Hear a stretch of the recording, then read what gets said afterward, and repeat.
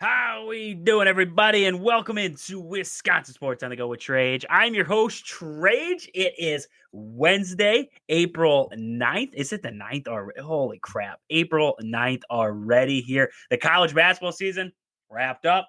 The Badgers have been hot in the news. So I really want to touch into the Badgers today because we've seen the Badgers making moves left and right in the transfer portal, losing guys, right? There is a guy that I did not expect to leave that left in the transfer portal. So I want to get to that. That was big news yesterday for the Badgers there. Outside of, the transfer portal ads, because the ads that Greg Gard's been pulling in, he's crossing. I had a checklist here. I told you guys this week I wanted to go over my needs, what I think the Badgers need in the transfer portal. He's crossing off a lot of those. So I can't wait to talk about Badgers today. We're going to get to that. We have Badger football. I want to talk about that a little bit. Badger football. I saw Vince Beagle on Twitter talking about Badger football a little bit. So I want to touch in with a little bit of that.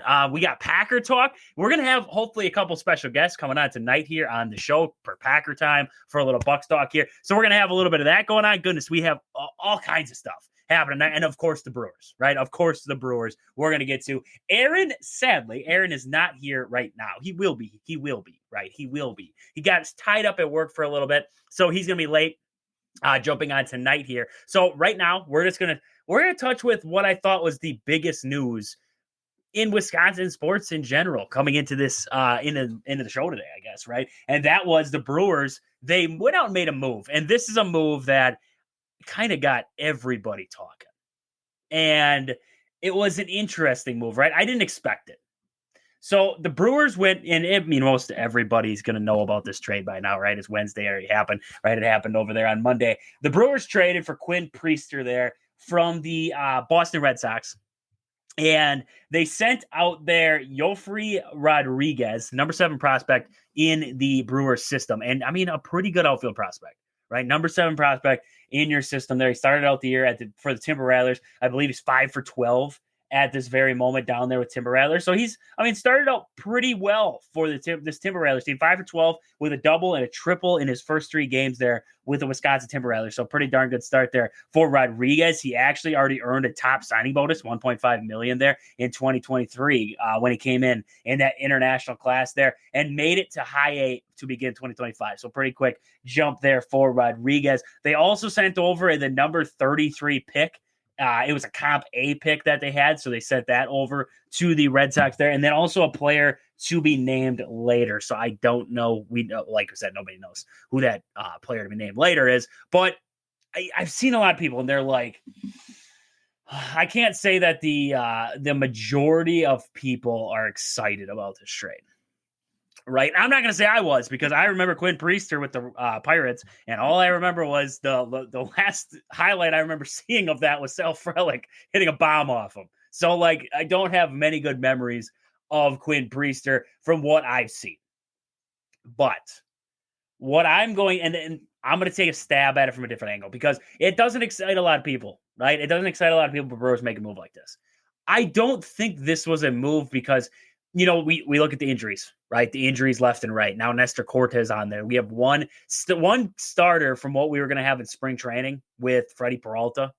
Freddie Peralta and Nestor Cortez, you're going to have a whole boatload, right? And it ended up now the only guy you have left is Freddie. And then, you have Chad Patrick out there, and Alexander's throwing, and Rodriguez, we hope we don't have to watch him throw another inning, right? But you look at these guys and you're like, okay, what this move I don't think was to replace an injury. I think this move was, I think they like Quinn Priester. I'm going to be honest with you. And if I'm going to be honest with anybody, if I trust one system to fix a pitcher, to figure a guy out, and if they can't figure him out, then he's a lost cause, it's the Brewers. It's the Brewers. It's Chris Hook. It's the Brewers. We've seen it over and over again. Burns struggled at one point. You guys remember that? After his first year there, he started to struggle a little bit. And the Brewers, they worked with him. They got him settled in, and he was good, fantastic after that. The Brewers have worked wonders with pitchers coming into their system. So I understand where everybody's got, freaking out about, first off, nobody really even knew who the heck Yofri Rodriguez. Everybody's freaking out because they're like, oh my, we just traded the number 7 prospect. You didn't know who this number 7 prospect was. I'm going to take a shot in the dark, right? I'm going to take a shot in the dark. 77% of you did not know who Yofri Rodriguez was before this trade happened. I would say that the percentage that did, they probably are from Appleton or around there, and they go and watch the Wisconsin Timber Rattlers. That would be my guess. Or, they study, like some people study the minor league system, right? There's a couple of different ones. But I'm going to go with the majority of the people that I've seen freaking out on social media had no idea who this guy was. All they know is a number, that he's number 7. He's the number 7 prospect. So we're going to freak out. What was it? I mean, honestly, end of the day, maybe you could have got more, right? Sure. Maybe you could have got more for a guy like Yofri Rodriguez. Maybe you could have, went out and waited until the trade deadline and then go and use him and somebody else and go get a big bat or whatever. Right now, guys, teams aren't trading pitchers. You want to know why? Because nobody is mathematically out of the mix right now for anything. Teams are still competing. So at this very moment, you're not making a trade for any pitcher that's worthwhile with prospects. You're not. So when I look at this trade that happened here, I boil it down to Matt Arnold and the Brewers. And he goes on to talk about what he said here because he did have a statement on it. But Matt Arnold and the Brewers, they just like Quinn Priester. Matt Arnold mentioned it in his when he was talking about it there. He said, we really think this move helps us now and in the future. Our scouts have liked Priester going back to high school. And he said the injuries weren't the only factor in this acquisition. So he did state basically the injuries were a factor, but they weren't a factor. He thinks that this is going to help them now and in the future. And I got to be honest with you guys. I'll be honest with you. Matt Arnold, between him, David Stearns, what those guys have done for this organization, bringing in pieces, fitting pieces in, finding ways to keep the clubhouse meshed, whatever it is, these guys have done a fantastic job. So why do we immediately jump to? We do this as fans. We do this as fans. We immediately look at stats and we look at this and we look at that and we're like, this guy is going to be terrible. That's our immediate conclusion we jump to. Because, he struggled with the Pirates. Not many guys have done well with the Pirates. The Pirates, I'm going to be honest with you, when you have a stink team, when your team stinks, it's hard to pitch for that team. You have no drive. You have no fire. When you pitch for a crappy team, it's hard to come to the ballpark every day and be like, if I go 6 innings I have to go 6 innings and pitch 1 to maybe 0-run baseball to actually even have a chance to win this game. That's hard to do. That's hard to walk in and do that. And to have that mindset. You're a pitcher. This game is mental. 3/4 of the game of baseball is mental. And yet we sit here and we're like, just because he sucked with the Pirates, he's going to suck with the Brewers. Just because he sucked with the Red Sox a little bit, right? A little bit. He's barely with the Red Sox. He had a couple appearances with the Red Sox there last year. And I know, goodness gracious, I know he's got 6.23 ERA. I'm not saying this guy's been good. He has not been good. Like I will be the first to admit he has not been good. 6.23 ERA, 41 walks, 69 strikeouts in 99 2/3 inning.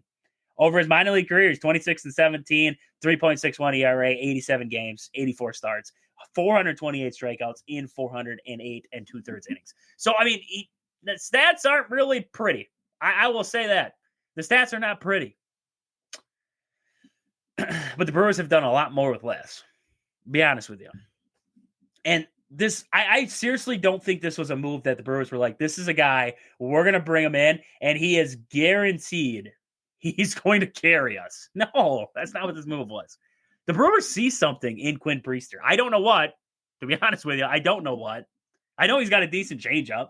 He's got a couple of decent breaking balls. It's not like he's got nothing. He's got stuff. He's got stuff that works. It's just, does he get in the right mindset with the right coach, with the right pitching coach, with the right staff, with the right catcher, with the right system, in the right ballpark? Does it all come together, right? Because apparently somebody thinks that he's got talent, right? Alex Cora, I saw what he said there. He said he's a good kid. And he, went on Alex Cora. He said he did everything we asked him to do in the offseason. He came to spring training with a lot stronger. He had a good spring training, but this is where we're at right now, basically saying, he started in the minors. We had to move him out. That's what he's basically saying by that move there for them. But all in all, I'm going to be honest with you, this move that the Brewers made, Yofri Rodriguez, the number 7 prospect. He was solid. He's good. I think he's going to be good. But at the same time, where were you going to put him? Like, let's be real. Who are you going to move? Churio, Mitchell, Frelick? Which one are you going to move out of the way? None of them. Right? None of them. Blake Perkins? You're not moving guys right now. You're talking 3-4 years down the road. He's in high A right now. How soon do you think he's going to be at the big league level? The pick, I mean, they traded the number 33 pick, but they still have 5 picks in the top 100. I mean, they have the 20th pick. They have the 32nd pick because they got that for Willie Adames, so they pick right before the 33rd. They have the 59th pick, the 68th, and the 94th, right? And draft picks, I mean, honestly, the MLB draft, I enjoy, seeing like, hey, this guy went number 1. After the first pick of the draft, maybe a couple picks, the rest of them, you're not going to see that guy for a long time. For a long time. You hear his name there, it's gone for a while. Unless you watch minor league baseball with passion. You lose guys like that. So this move the Brewers made, in hindsight here, let's get to hindsight. This move the Brewers made, did it make them worse? No. Could it make them better? Sure. If they can figure out Quinn Priester, sure. He's a young pitcher. He's I believe you. Goodness great. He's still young as far as I know. 24. He's 24 years old. 24, right-hander. I mean, he's young yet. So there's a lot of developing for a young age, being a guy who's already been to the bigs. He was in the bigs already in 2023 with the Pirates there. And he had 10 games he pitched in. And then he pitched again in 2024 for him there. And then he had the Red Sox last season. He's a young pitcher who's got some experience at the big league level. And that's huge. So now it's, who knows? Do the Brewers even put him at the big league level to start? Probably, because they have injuries galore, right? They probably have to. But, I mean, outside of that, maybe he starts at the minor league. They send him down to the minor league level once all these guys come back. They try to build him up, get him ready to go. We've been playing with Aaron Ashby. We might as well play with Quinn Priester now too, right? I mean, I don't think it's a really high risk right now. It's not a high risk. This guy isn't making a boatload of money. It's a low risk, high reward if they can figure him out.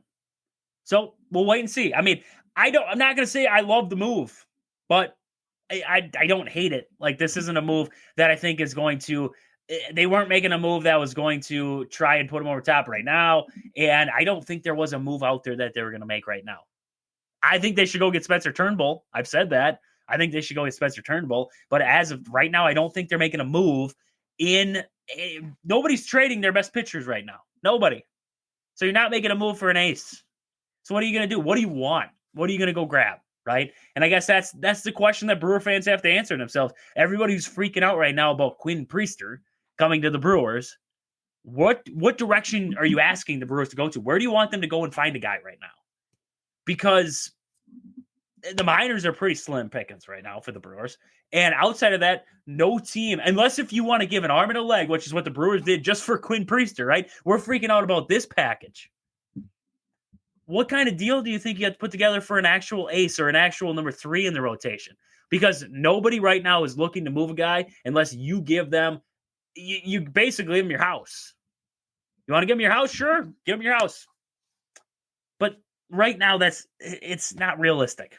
It's not realistic that the Brewers are going to make some of these moves, right? So, I mean, this move right here, we'll wait and see. Maybe it ends up with something. Maybe it ends up with a flop. Whatever it does, Matt Arnold has faith. The Brewers like him. We'll see what happens there. So, hey, we're off fast and running there. We're talking Brewers. We got more to get to. Badger talk on the backside of the break here. So, we'll be right back here on Wisconsin Sports on the Go. Welcome back into Wisconsin Sports on the Go with Trage. I'm your host, Trage. We're coming back here on this Wednesday, April 9th. What a Wednesday it has been. What a week it has been. Holy cats. We're going to get into it here. The Badgers, Wisconsin's men's basketball team, Greg Gard, goodness, just keeps on making move after move there. I want to get to the Badgers here, but before we get there, I want to mention the sponsor of this next segment of the show here, Foreman's Hardware. They offer everything from home essentials to farm supplies. House to farm, grills to drills, Foreman's Hardware has got you covered. Visit today in Loyal, Kobe, or Medford, Wisconsin there. Tell them Trade sent you. If you tell them Trade sent you, 5% off on your purchase. I can't think of anything better right now. Spring is right around the corner. You get up to Kobe there. They got decorative blocks up there. You get down to Loyal. They got all kinds of stuff there for gardening in the store there, all kinds of tools, everything that you can need for outdoors. Medford, same difference up there. Goodness gracious. Go to any one of those locations. You can find everything that you need, and you can use the code TRADE to get 5% off. So nothing better there. Adformance Hardware in Loyal, Kobe, and Medford, Wisconsin there. You can find us across social media. If you want to find us there, give us a follow. Facebook, Twitter, TikTok, YouTube, and Twitch. If you want to find us on Twitter, Twitch, and TikTok, just search Wisco Sports on the Go. If you want to find us on Facebook and or YouTube, just search Wisco Sports on the Go with Trage. You can find us. Also, you can email the show.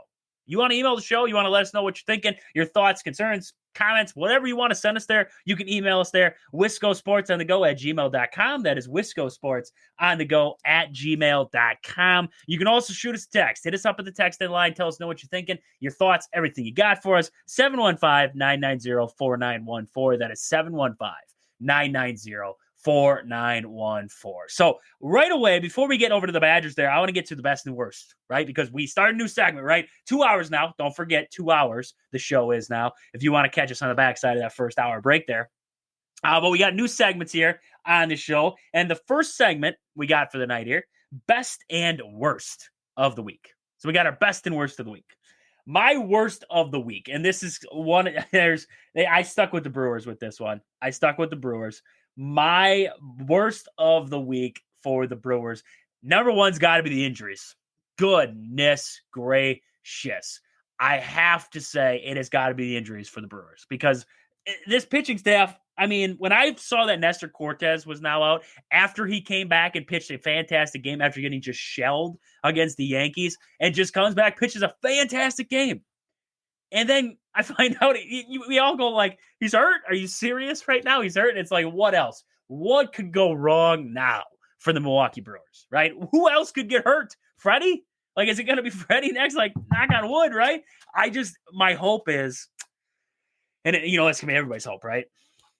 This is just the beginning of the season and everything. Once these guys start coming back, like Myers, like Woodruff, Quintana is supposed to be back. I believe it's next Friday. He's going to be eligible. So that's exciting. Once Cortez comes back, once these guys come back, that they're ready and they stay healthy for the, rest of the season, knock on wood, right? A couple times there, that they stay healthy and they stay consistent throughout the season. My worry is that this is not more to come, right? That's sometimes there's some seasons, right? And again, knock on the wood there. There's some seasons for teams where you ask yourself, why did this team struggle in 2025? Why couldn't they take off, right? And everybody's like, well, the pitching staff got all beat up all season long, right? And that was the story, right? Because every season for a team, it seems like has those stories. What went wrong that caused this? What went wrong for this? I hope that that's not the storyline for the Milwaukee Brewers. Is that we look back on this year and it's like, it wasn't that Matt Arnold didn't go out and sign these guys, right? Everybody wishes he would have went out and signed pitchers now at this point, right? But it's not that the offense couldn't do it. It's that, honestly, you didn't have the pitchers. You didn't have anybody healthy. And that's where you ran into your problems. So that's where I'm kind of at with the Milwaukee Brewers right now, is that's my nervousness, is that that's going to continue. Now, I'm not going to wood, right? So hoping it's not, but we're going to keep an eye on that one. So injuries have definitely been my worst, and it continues to be the worst of the week there. Also, I got Yelich, Contreras, and Hoskins. Yelich and Contreras. Contreras is even worse, but Contreras is batting a whopping .097 right now on the season there. And I don't think he even has an RBI. No, he does not have an RBI. Does not have an RBI. He's got 3 hits on the season. Yelich has 4. Not much better. And Hoskins has 3.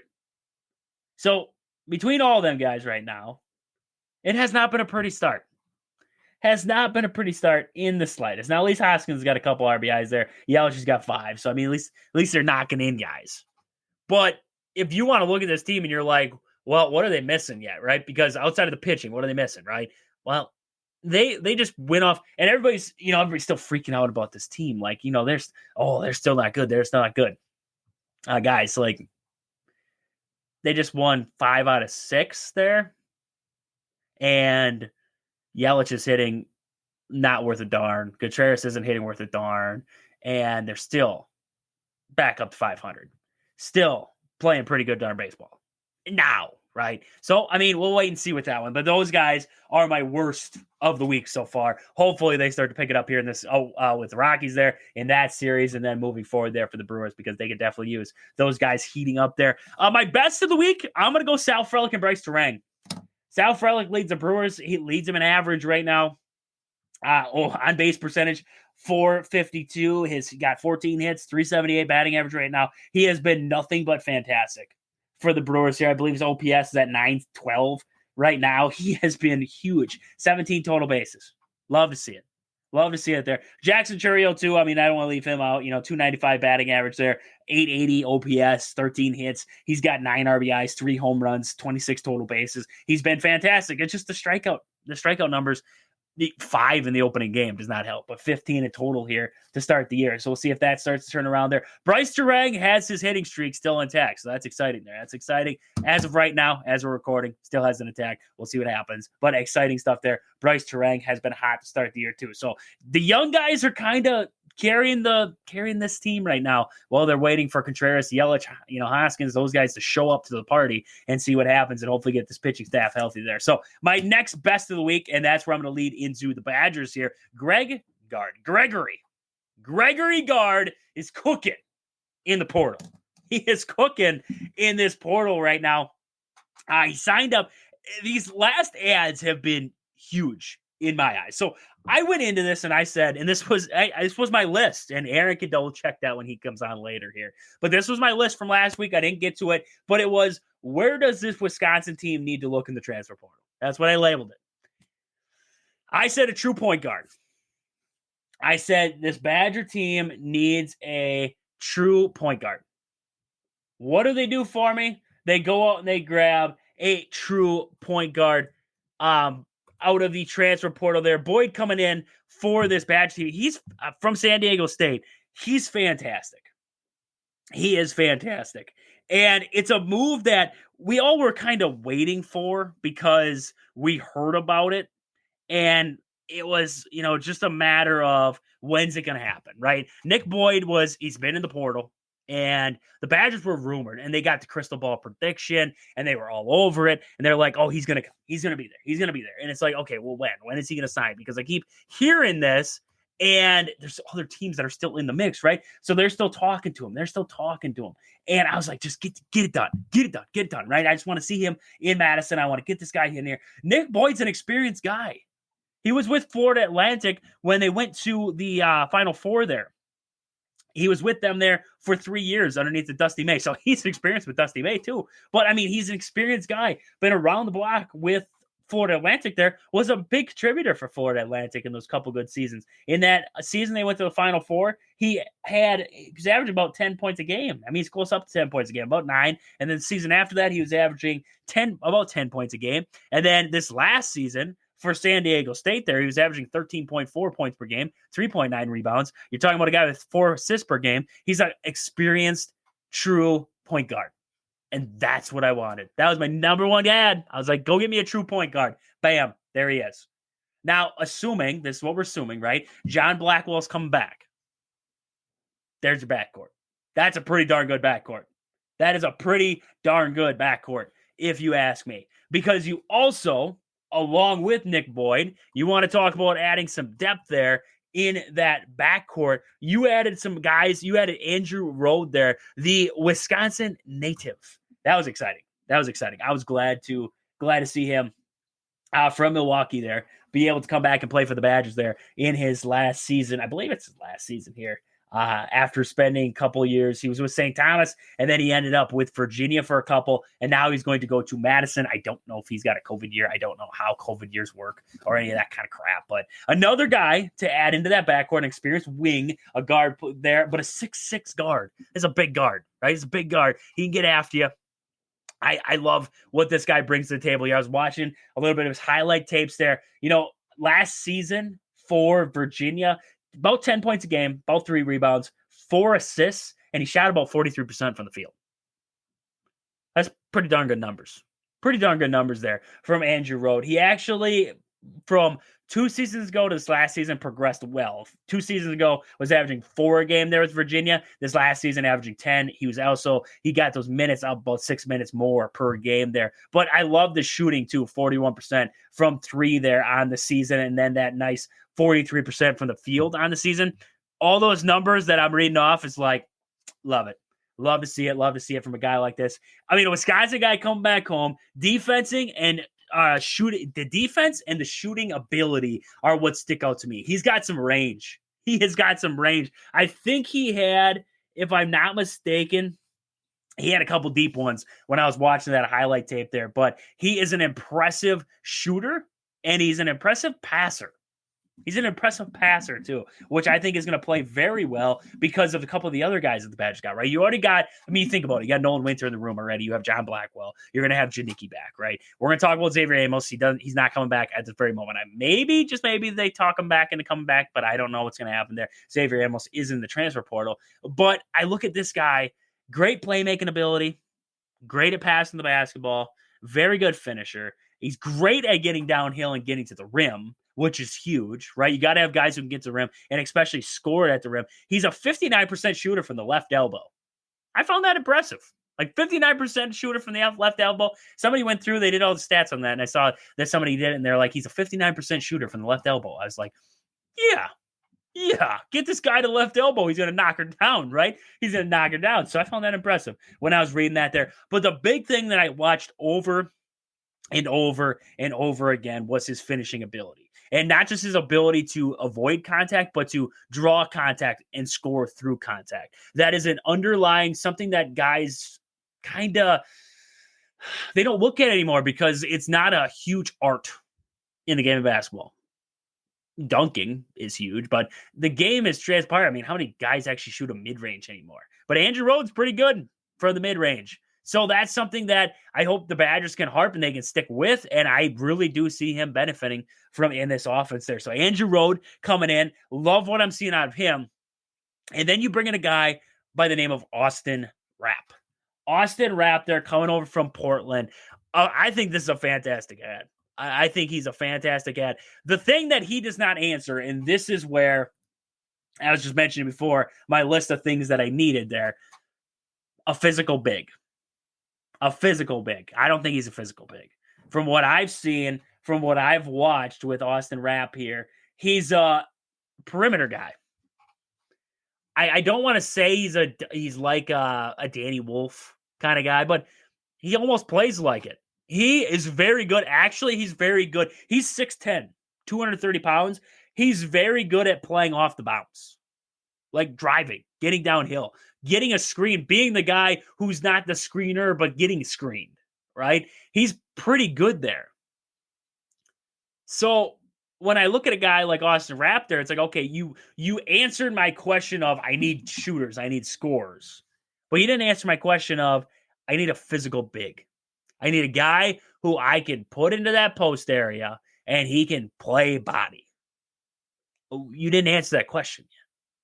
I don't know. I'm hoping that Nolan Winter can, beef up and he can be that guy. I'm hoping this, Austin Rapp here can be that guy. But from what I've seen out of both those guys, they aren't rim protectors. They aren't dominant defensive presence, right? I watch some of these teams like a team like Florida or Houston, Duke, right? They all have rim protectors. Big fellas dominate the post area, can get after it down in the post area, but defensively, they can get after you. That's something the Badgers need to answer, if you ask me. So we got a little bit more Badger talk on the backside of the break here. We got Badger talk, and then we got, a whole slew of things to get to. So we'll be right back here on the backside of this break. Welcome back in to Wisconsin Sports on the Go with Trage. I'm your host, Trage. We're coming back April 9th. What an April it's been to start here. We had, a good-ish finish to college basketball, right, for the year. Now we got transfer portals taken off, and we got news galore out of there. The draft is coming up soon. It is going to be a hectic April, but it is going to be a fun April, right? It is going to be a fun April. all the way around there. So, hey, before we move on here, this next segment of the show is brought to you by Sport and Spine Clinic of Greenwood, Wisconsin. There, expert traditional physical therapy and structural integration programming. Call for flexible scheduling and evaluations. You can call them at 715-267-4583. That is 715-267-4583 for all your physical therapy needs. Trust Chad down there at Sport and Spine Clinic in Greenwood, Wisconsin there. So I went to the break and we were talking about the Badgers. The transfer portal has been kind. I have loved the ads for the Badgers. So don't get me wrong when I'm saying, when I'm not talking down about it or anything like that. I'm just saying what I think the Badgers need, right? What they need. One of my biggest things, and like I said, going to the break, was a physical big. Because what I think the Badgers lack, and I think they lacked in the BYU game, was a tough presence on the inside. First half, shots weren't falling. There was games this year where the Badgers shots weren't falling from the perimeter. And when their shots aren't falling, they don't really have an answer. There was no answer. And I think that got them into trouble. Because they couldn't say, hey, Steve, and I love Steven Krell, but they couldn't say, hey, Steve, go get me one. He just wasn't that guy. I mean, you look at over the years there of dominant bigs, right? Zach Edey's the most recent one, right, in the Big Ten there, but Kofi Coburn, right, from Illinois there. Just thinking back, I mean, I really didn't like this guy at all, but Hunter Dickinson had some good years there with Michigan. I mean, there were some good bigs across both. Frank Kaminsky, right, with the Badgers. There were some good bigs. Steven Krell was a decent big. He never took that next step. He was always a good three-point shooter. He was always on the inside. But he always went through moments where it was, well, there's a double team there. Okay, he passes out. That's good and all fine and dandy. But the next time down, they wouldn't send a double, and he's getting man-to-man, and for some reason he kicks it out. And you're sitting there like, what are you doing? Like, you're not even looking to score. Too many times I watched that. We watched that. And it's like, okay, well, if you're not going to try and score on the inside, we're not going to have a post presence. And if we don't have a post presence, it takes away anything we want to do because we got to have something on the inside. If all they see you as is a passer on the inside, you're not a threat. You're not a threat to score. I want I don't think you're not going to go. I don't think you need to go out and get a big that's going to be, your leading scorer night in and night out. I don't think you need that. I want a Chris Voigt, right? Remember a couple of years ago there, Chris Voigt? Good defender. Could score it, but a good defender. That's a guy I want. I want a Chris Voigt. A physical big who can get after it. Get after guys defensively. Because this last season, Steven Krell half the games wasn't even needed offensively. You just needed him defensively. If you have guys like Nick Boyd, like an Austin Rapp, a Nolan Winter at times, whatever it is, whatever the rotation looks like, right? You bring back your Blackwell, whatever the rotation's going to look like, whoever's in there. You're going to have scores. Like there are a lot of good scores on this team from what I'm seeing, what they're building right now. Even like young guys like Kings are coming in there from De Pere. You're going to have good scores. You need a guy on the inside who's just going to be a presence. Maybe you can score it a little bit, right? Maybe give you 6 to 10 points a game. Nothing crazy. But when I need a rebound, he's getting me that board. When I need a guy to get me a stop, a shot, I need a shot blocker. When I need this guy, his team keeps driving downhill and they keep getting to the rim, and I could put this guy in here and he's going to defend a hoop. That's a guy I need. That's a guy I want. I want shot blockers. And I look at Austin Rapp, and I think, he averaged 1.5 blocks a game at Portland. I don't know. He's a decent enough defender, but it's not his forte. He loves playing the outside, right? Loves playing the outside. He's an athletic guy, but he loves playing the outside. I want a guy who's going to get down and dirty for me on the inside. So that's kind of where I'm looking right now. That's where I'm looking, and I'm like, if the Badgers are going to make one more move, I think you can make a couple more. Like, I'm not saying they have to stop with that, right? There's a couple other guys. I've seen a couple other guys in the transfer portal there. I wish they would have got Buchanan from Virginia there. He was also in the transfer portal. He went in the same time as Rode did there, and he's a big guy. Big guy there. I think he went to Iowa State, if I'm not mistaken. Could have. I don't remember. Iowa State doesn't really concern me. And he's already picked up out of the transfer portal. But there are different guys that are still available. I don't know if you need to go out and just like, you don't need to go out and look for the hottest commodity. Find a good guy. You're looking for bench guys. You're looking for role players. I think you can find role players yet. So I like the look. I love the look of this Badgers team coming up here. The surprising one was Xavier Amos, because I stinking wrote it down in my notes. I told you I'm going through my notes here, and I put it down. If Amos can take a step forward, that would be a huge addition. Because I'm looking at what the Badgers need to add.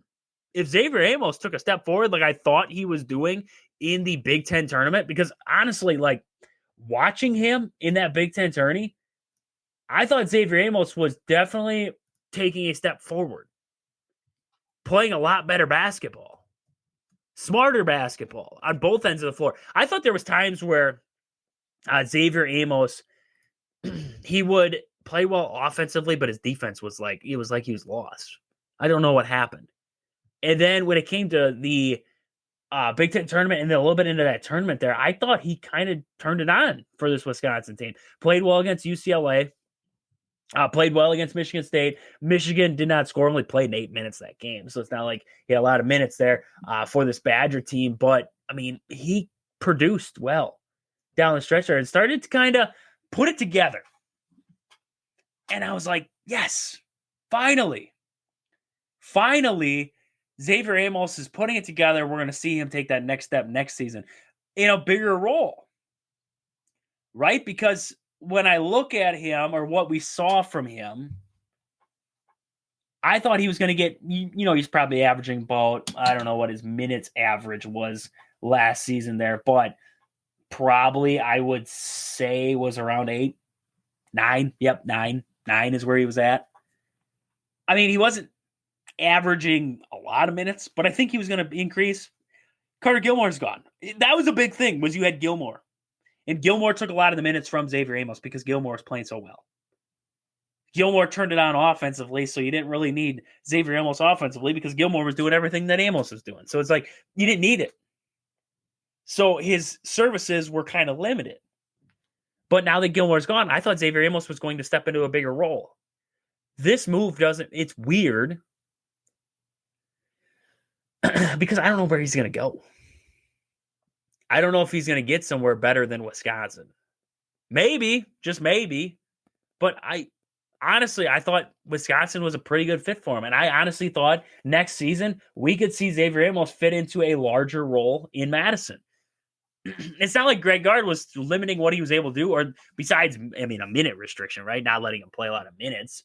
But outside of that, I look at everything else underneath the blue moon, shooting, everything like that. It's not like he was telling him not to shoot. Xavier Amos shot a lot. So it's kind of just wondering where he's at, what's going on, right? So we'll wait and see. We'll wait and see on the Xavier Amos front. Maybe he comes back. Maybe he doesn't. I don't know. I would be interested in him back. I would. Like I said, I was excited to see him year 2 in Madison. Now for his senior season, it's more of a wait and see where he's going to end up at this point here. I can't imagine anywhere fantastic. I really can't. I hope so. Like, I would love to see that for him. But I don't know. I don't know. We'll wait and see kind of on what's going to happen there. So if Xavier Amos is out in Madison, hopefully that's the last outgoing transfer we got to talk about, and we can talk about more incoming transfers, right? I saw somebody talking about AJ Storr because he entered the transfer portal again. I got to be honest with you. Like, I saw that, and I thought to myself, I wouldn't hate him to come play on the bench.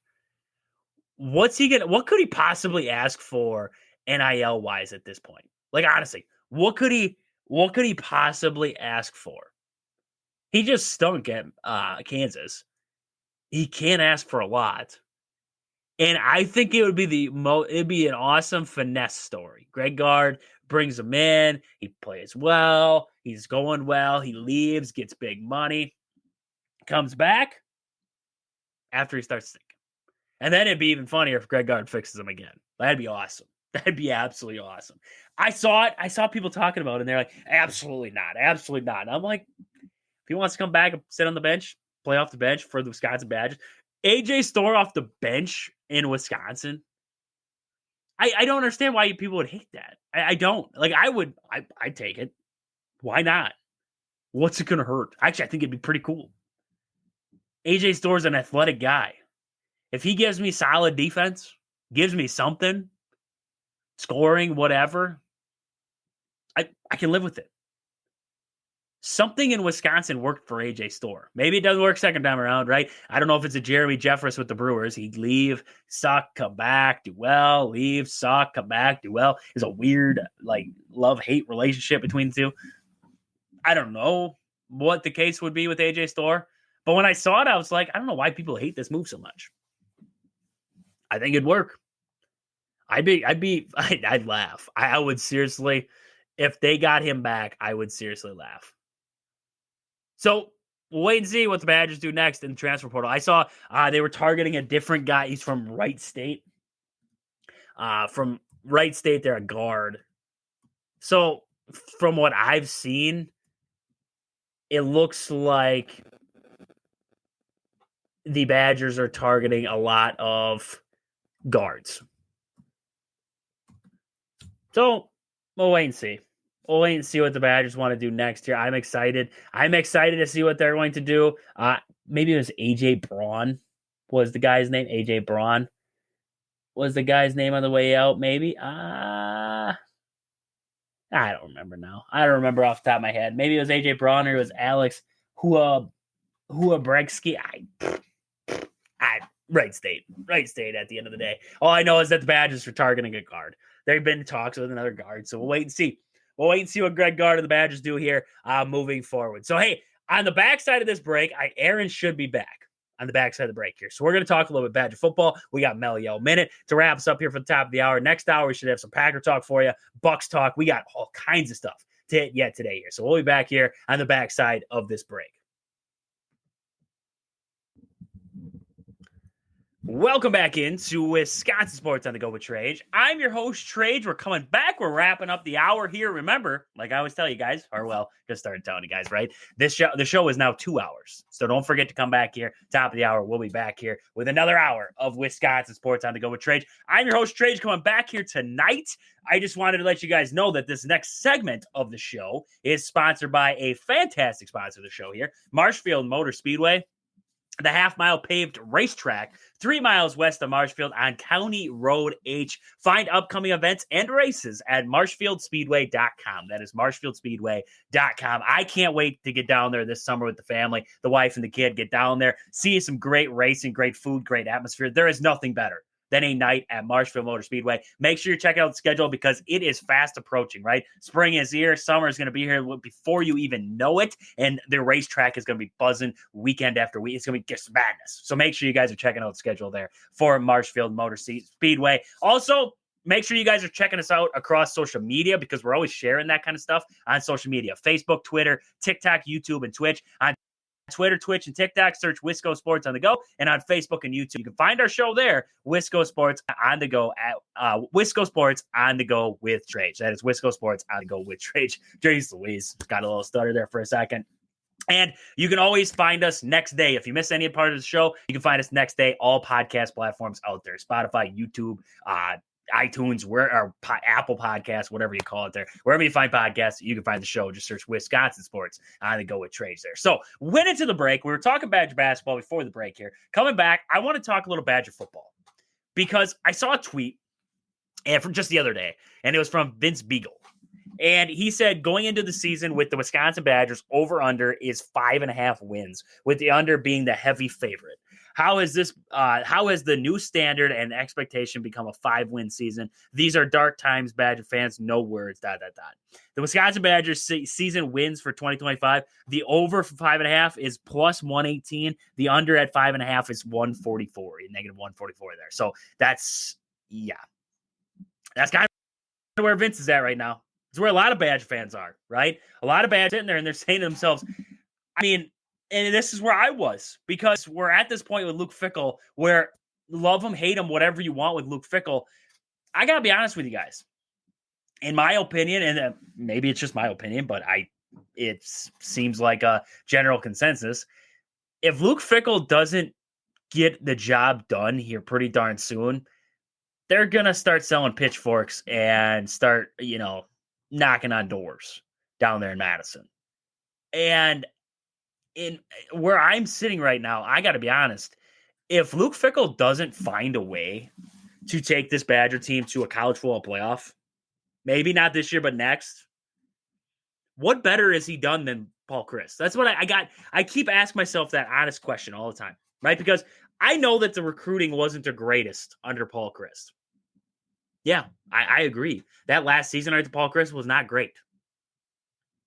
But what has Luke Fickell done? He doesn't. The thing that I look back on consistently for the years now, a couple years, whatever it's been with Luke Fickell, it seems like, oh my gosh, it just seems like forever. And since I've been excited, right, to watch Badger football. But I look at what Luke Fickell has done, and I always come back to one thing: the signature win. He doesn't have a signature win. He can't beat Iowa. I mean, I look at the schedule for next season. 5.5 wins. Okay, so let's go through the schedule, right? Miami of Ohio, you should win that one. MTSU, so Middle Tennessee State, should win that one. Then you have at Alabama. We're gonna put it in the loss column. Okay, Maryland, at Maryland. Or no, that's gonna be at home. Home against Maryland. Should be a win. I'll give you 3. At Michigan, don't like it. Loss, 3-2. Iowa, at home. That should be a win. There's 4. Ohio State, at home, going to take a loss. At Oregon, loss. Washington, at home. Illinois, at home. Indiana on the road. Minnesota on the road. 5.5. I mean, I'm looking at the schedule. It's like, this is a daunting schedule. Like, don't get me wrong. I keep looking at it. I'm like, this is a daunting schedule for the Wisconsin Badgers. Like, I don't know who makes schedules up for teams, but whoever made the Badgers hates Wisconsin. They have the toughest schedule in the Big Ten. Strength of schedule has them number 1 in the Big Ten. It really doesn't get tougher than what they got. When you play Ohio State and Oregon back to back, that's as tough as it gets, right?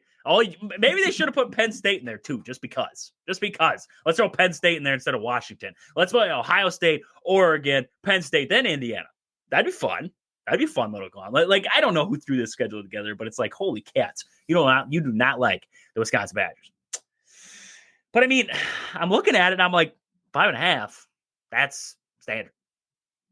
But this is a year that I'm going to be honest with you. If you don't beat Iowa or Minnesota or a team like Illinois, you can't beat. There's tiers to the Big Ten now. There's tiers. There always has been, but now there's tiers because it's one massive conference, right? It used to be East and West. So Badgers didn't have to really worry about Ohio State, Penn State, Michigan, all them teams. They had to play them like once in a blue moon. Outside of that, they didn't really worry about them. They were worried about beating the teams in the West, getting to the Big Ten championship. But now it's a massive crap. I don't like the conference expansion. So it's one craptastic league now, right? Big old league, 18 teams. We're still called the Big Ten, but we have 18 teams in it. But now it's your Big Ten is tiers. Ohio State, maybe, I don't know if you include Michigan up there. You have to because they beat Ohio State, right? Knocking Ohio State fans there. Penn State, you're going to throw them up there. Oregon's up at the top. You have that tier. The tier with Wisconsin, and I don't know if you'd call it B tier if you're going to work all the way down to C tier with it there, but you have Minnesota, Iowa, Illinois, Indiana. Those teams, maybe, I don't know, where Indiana's kind of like a flyer. They're in between right now, but I think they're going to come back down to earth. Either way, you have that tier with Wisconsin. If you can't beat the teams on your tier, which what tier are you on then, right? Because last season you lost to those teams. You lost those teams handily. You got like swatted around.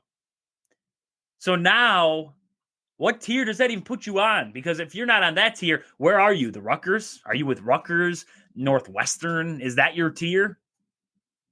Last season, you beat the teams that you're supposed to beat, but you couldn't even get your signature win. You have struggled to get signature wins. And that's where I'm looking at with this Wisconsin team going into this season.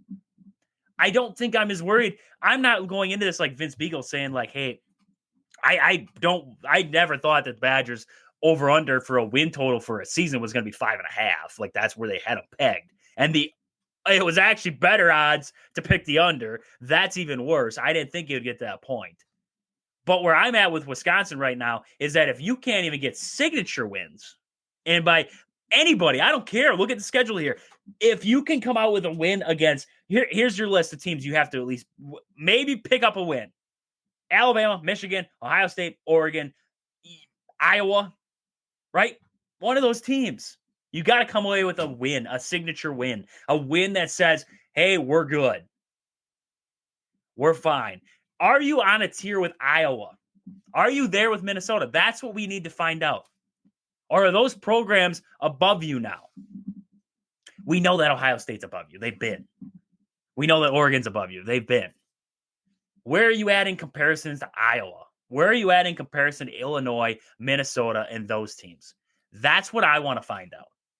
Because if you can't beat the likes of those teams, if Luke Fickell gets outcoached and outdone by those teams once again, and it looks like they just get outplayed and they get just trucked like they did when they went to Kinnick Stadium and played Iowa, or when they played Minnesota, or, I mean, any of those matchups where they just look like hot garbage. If it looks like that again, I don't know what keeps him around except for the fact of Chris McIntosh is at risk of losing his job if Luke Fickell loses his job. I want to disagree with Vince Beagle and say, like, it's not dark times, right? And it takes I don't want to go into another year. How long does it take to rebuild the program? That's what I want to know. To these people, to all the fans out there who, if I were to post this right now and say Luke Fickell should get fired, and you were to tell me, oh, well, you got to give him time to rebuild this team. He took over a crappy roster from Paul Chryst. He's still trying to get his guys. How long does it take? There's nobody left from Paul Chryst. Nobody. Not the coaching staff is barely there. Like, and there's nobody really left. Who are you going to blame, right? At some point, you got to blame the guy on top. I get so sick and tired of there's this multiple narratives. Like, so there's a crowd over here that hates Luke Fickell. There's a crowd over here that he can't do any wrong. And there's a crowd in the middle who's like, okay, where do we want to sit, right? And that's where I'm at. I'm in the middle. But I'm looking at it, I'm like, he's got to prove something to me. And he hasn't. And that's where I'm at right now. So that's what I want to talk about there with Badger football, was just kind of look at what Vince Beagle had to say, that over-under madness there, and see what was going on in everybody else's opinions there. I'd love to hear your opinions, though, so make sure you're texting them to me, 715-990-4914. That is 715-990-4914. Give me your opinion right there. So I want to get over to the Mellow Yellow Minute. No Aaron right now. I don't think he's probably going to make it here to the show. We're hoping, but I don't think he's going to make it on tonight here. Work has got him caught up. But I want to get over to the Mellow Yellow Minute real quick here. It's going to be a little different because Aaron is not here. So I got to figure out how I'm going to do it myself, right? So if you are able, if you're sitting in your car, maybe you're at home, you're next to the fridge. Hopefully you're next to the fridge, right? You guys know the drill. Get your favorite beverage, crack that thing. I always got my Mellow Yellow here to crack here for the Mellow Yellow Minute. And I want to get over, we're going to do a little Brewers, Wisconsin Sports Jeopardy. There you go. Wisconsin Sports Jeopardy. So I don't see the answers until you guys see the answers. Fair enough, right? Fair enough. So I'm going to give everybody like 5 seconds after I give the answer. The Brewers' all-time leader in hits. Brewers' all-time leader in hits. Who is it? Ready? 1, 2, 3, 4, 5. Robin Yount. That's our answer. Robin Yount. There we go. We got Packers for 100 here. Who did Brett Favre complete his first pass to? We all know that answer. That's to himself. Come on. What is Brett Favre? That's right. What is Brett Favre? The Bucks' year of their only championship. See, this is an old Jeopardy template here. We got to get out of this. We got to get this old Jeopardy template there. I don't like it. There. Who is the leading all-time Brewer home run hitter? Ryan Braun. Ryan Braun is the answer there. So there we go. There's our Mellow Yellow Minute. A little bit of a shortened version of it tonight there, but that's because I didn't really have anybody to guess with me when I'm reading off the questions. So it's a little bit harder there. So, hey, we got more on the backside of this. We got a couple of special guests. Kyle's going to be here for Bucks Talk. We have Ummer coming on from Coast to Coast Packers. He's going to be talking Packers with us here after the break. So can't wait to come back and talk with those guys. So we'll be back here in just a minute. Welcome back into Wisconsin Sports on the Go with Trage. I'm your host, Trage. We're coming back. It's the second hour of the show tonight here. Aaron, he's going to step out for a second. He's been out for a second here. He's at work, then he comes back, then he's out for a second, but he's back here. So tonight, I got a special guest with me. I got Kyle. We're going to talk Bucks tonight here. He's my guy. When we got to talk Bucks, I bring Kyle along here, good friend of the show here from Chomping at the Bit podcast there. Kyle, how we doing tonight? I'm good. I can't complain, Been a little while, but yeah, coming down to the end of the season, so glad to talk basketball with you. Right? Oh, goodness gracious, right. It is. We've taken a little bit of a back seat watching this Bucks team, but hey, we're getting close to the playoffs, and the Bucks are getting some good news, I guess, so we're going to get into it here.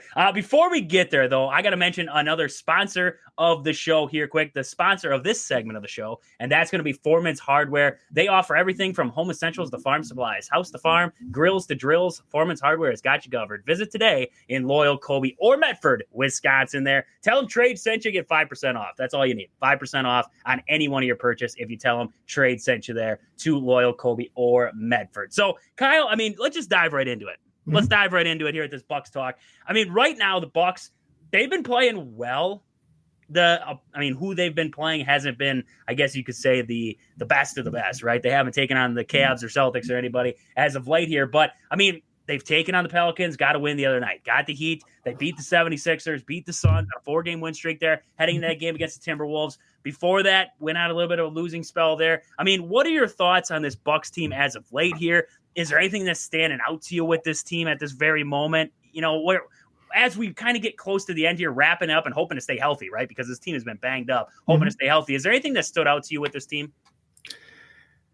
They've kind of been what I have seen them be all season. They are relying on Giannis to, physically dominate and kind of carry the load for them, especially with Dame being out. If they can get him back, that'd be a big help for them.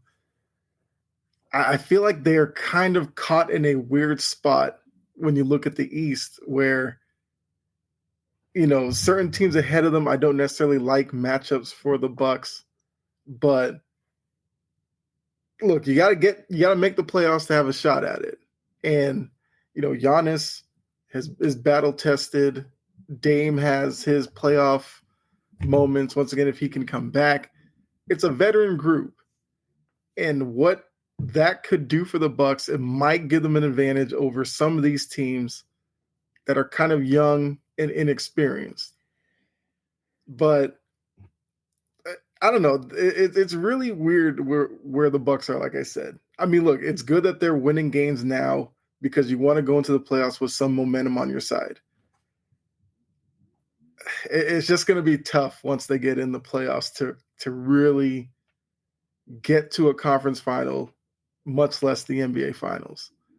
So I will give them a shot because of their experience. I just don't know how much I like this team, the way that it's constructed. Yeah, no, I would agree. And you know what I said? The biggest thing was missing that play-in tournament. You want to avoid that play-in tournament if you're the Bucks. Give Dame time, give Giannis time, give those guys time to rest, get ready to go. Hopefully get a guy like Dame back. We look at it, according to Shams, what he had to say about it, it sounds like Dame could be back for the playoffs. According to a lot of Bucks insiders, from what I've heard, that's like maybe, right? That's very optimistic. Yeah. We're on a very optimistic stage there when Shams is talking because according to a lot of guys, we might not see Dame again this season for the Yeah. Milwaukee Bucks. Now, Bobby Portis coming back for this Bucks team. I mean, talk about that. What does a guy like Bobby do for this Bucks team coming back there? We know about, his impact and everything. Talk about that a little bit there. And if Dame is not able to come back, is that it? I mean, basically, is it Dame or bust for this Bucks team?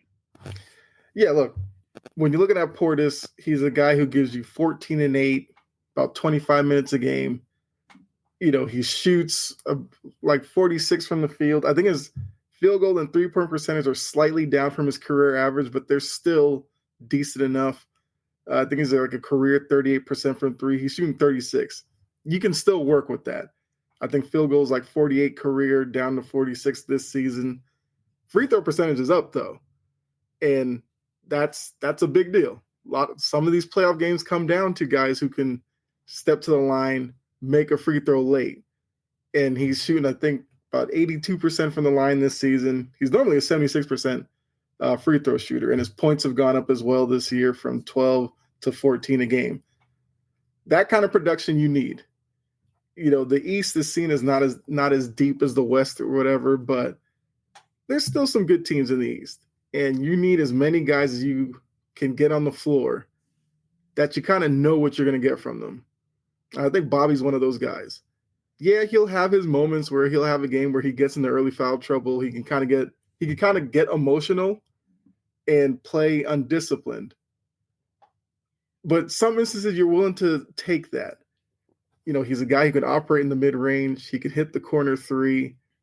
And I think offensively, especially if Dame isn't able to come back, he can play off of Giannis well, because we know Giannis will do a lot of the ball handling and try to play make as much as he can. And Portis is a guy that you don't need to call plays for necessarily, but he can produce. So that's going to be a plus.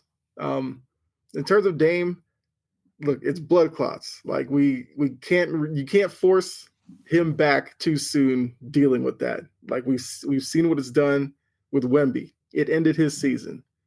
I mean, the Spurs weren't going to be in the playoffs anyway, but it ended his season. Bosch, it ended his career. So it's a wide range with it. You can't play with that. But if he can't come back, then whatever chance you might have given him would go out the window, because Dame gives you a ball handler, which without him, Giannis is going to have to take up a lot of that role. And shot creation. One thing I don't necessarily like about the Bucks team, they don't have a lot of guys who, if you gave them the ball, could create for themselves. And especially in today's NBA, that is something that you need, where you got to isolate guys on defense and take advantage of mismatches. If you don't have guys who can do that, it makes it that much harder for you. And that's where Dame would come in. So if he can't come back, then I don't like the Bucks' chances at all. No, I mean, they have two good young guards, right? Mm-hmm. I love what what's his name there, Kevin Porter Jr. has done with the Bucks since they got him. Same with Ryan Rollins since he's been given a larger role there. But like you said, I mean, they're not Dame. They're not that guy that can be that guy. Like you were saying, shot creation. They have guys on this team that's like, on certain nights, they could find a shot. They can get hot, right? We've seen Kuzma have his nights. We've seen Porter go off a little bit there. We've seen these guys go off, but is it at a consistent basis? And that's where this Bucks team lacks, is that consistency that we see night in and night out. We talk about defense with this team. One night they're great defensively. The next night it's like, what is this? What are we watching right now? And then the next night, same with the offense. One night they can put up 130. The next night there, it's like, well, they can barely muster out 100. Where are we at right now? So it's a wide spectrum with this team, and I agree with you. It's going to be tough without Dame to kind of settle that down and find that consistency here moving forward, especially when you have such a wide disparity between the leading scorer and Giannis and 30, and then right now, your third best is Kyle Kuzma with 14. So that's a wide disparity there of top to middle there. But you have a lot of guys in the 10 range. So we'll see how this Bucks team does moving forward there. I had a question for you, and this is more wide spectrum of the NBA right now. It looks like SGA, Jokic, some people might have problems with that. Those two are the MVP candidates. Those two are up on the top of it right now. Where do you have Giannis ranked in with those guys? Like if you're talking best players, where does Giannis sit with them? Because to me, I think Giannis, he's almost like in his own category. Because what he does in a game now is what they did 50 years ago in the game of basketball. It was bully ball. It was, I'm going to dominate the paint area. I'm not really, he does all this. He averages 30 points a game and he doesn't really shoot it well from the outside. I mean, there's not many guys who do that anymore who can score it consistently on the inside and get you 30 points a game. That's wild to me. So where does Giannis stand to you in that ranking of best players in the world? Where is he on that spectrum right now? I think in terms of best players in the world, he's obviously going to be up there. In terms of MVP this season, I think this might be a tough year for him because Jokic and SGA have distanced themselves. Whoever you have first is up to you. I think the narrative is that SGA is going to win it, but it's kind of hard to ignore what Jokic has been doing. Like the man had a 60-something point triple-double. Like that's crazy. And I kind of think he's going to, make it hard for voters not to pick him. But once you get past those two, you're looking at a race where, Tatum is going to be up there as the best player on a really good defending champion Celtics team. Steph is going to be out there because what works for Steph, the numbers may not blow you out of the water, but since it's V for valuable, when Steph isn't on the court, the Warriors just look so different. And they are beating expectations this season. That's going to work in Steph's favor. So I think Steph's going to be up there. I'm going to show some love to Cade Cunningham because what the Pistons have done this year, you have to give him a lot of credit for that. Like he's come into his own. He's matured as a player. He looks like a polished player this season. So I would put him up there. That would kind of be my top 5. And then after that, you're looking at guys like Giannis, who I think would probably lead that second group. LeBron will get some consideration, obviously, with, the age they are in the standings. Like, he's going to get some love. Luka will be interesting. Well, no, actually, Luka doesn't qualify, so you take him out of the equation. Cleveland will probably get somebody up there, but I wouldn't take anybody from Cleveland over Giannis. So I think Giannis is a fringe top 5 MVP vote getter. And if he's not top 5, I think he'd probably be 6th in the race right now. Okay. It's kind of a stacked group this year. It's a tough race, and the Bucks are.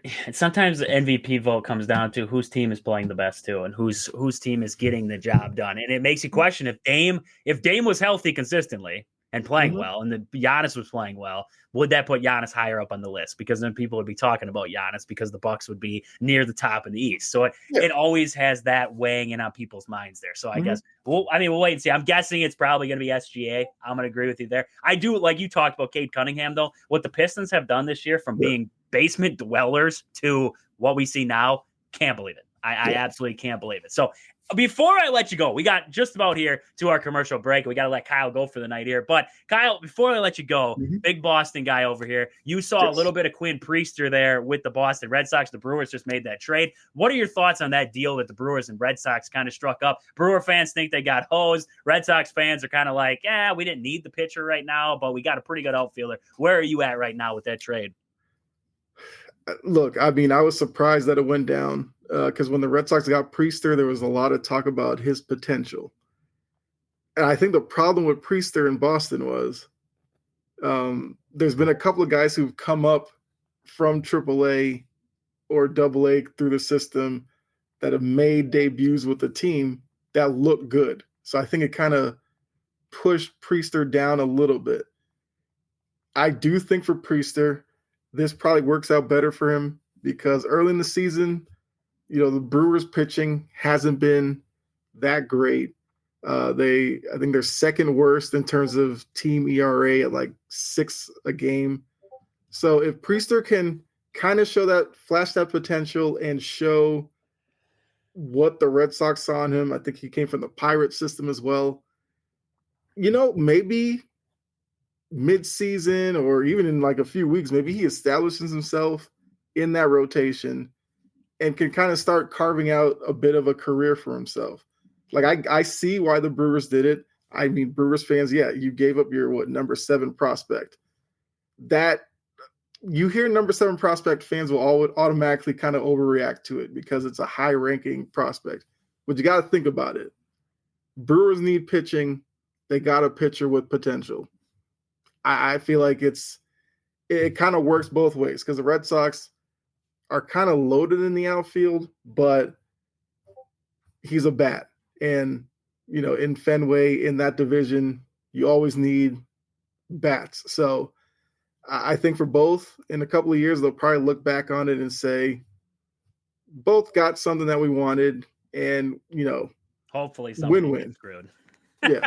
right? Hopefully somebody gets screwed when it's all said and done there. Yeah. So, it's exactly what I said top of the show when we were talking about it at top of the show. I said the same exact thing. The Brewers saw a guy they wanted. The outfield's already loaded. So a number 7 prospect in the outfield, and in this day and age, at this time of the season, you're not getting a starting pitcher without an arm and a leg going out the door. So, that's about it there. So if you guys want to catch all Kyle's stuff, because he has great stuff across social media, check him out there. Chopping at the Bit podcast there. Check him out, Facebook, everywhere where you can find anything. Kyle is there, YouTube, wherever. He does all kinds of stuff with sports, NBA, MLB, everything in between. So make sure you check him out there. But hey, we got more on the backside here. Special guest coming in next year talking about the Packers. So we'll be right back here after this commercial break. Welcome back into Wisconsin Sports on the Go with Trage. I'm your host, Trage. We're coming back here. It is April 9th. It's a fantastic April 9th here. And this next segment of the show is brought to you by Sport and Spine Clinic of Greenwood, Wisconsin. There, expert traditional physical therapy and structural integration programming. Call for flexible scheduling and evaluations. Just call Chad down there at Sport and Spine Clinic. He'll get you in. Don't trust anyone else with your physical therapy outside of Chad there at Sport and Spine Clinic of Greenwood there. So I told you guys going to the break, we had Kyle on. We were talking about the Bucks. We got a new guest coming on here tonight for the first time. He's going to be back a lot, I can tell you right now. But we got a new guest coming on tonight here. We got Ummer. And I nailed it. I absolutely nailed it. We sat there, I kid you not, at the last break, and I had to figure out how to say his name for the longest. It is not how it doesn't sound how it's spelled, but that's exactly like my name there. So, Ummer, how are we doing tonight on this Wednesday? A great Wednesday. Yes, I'm great, man. I'm great. How you been, man?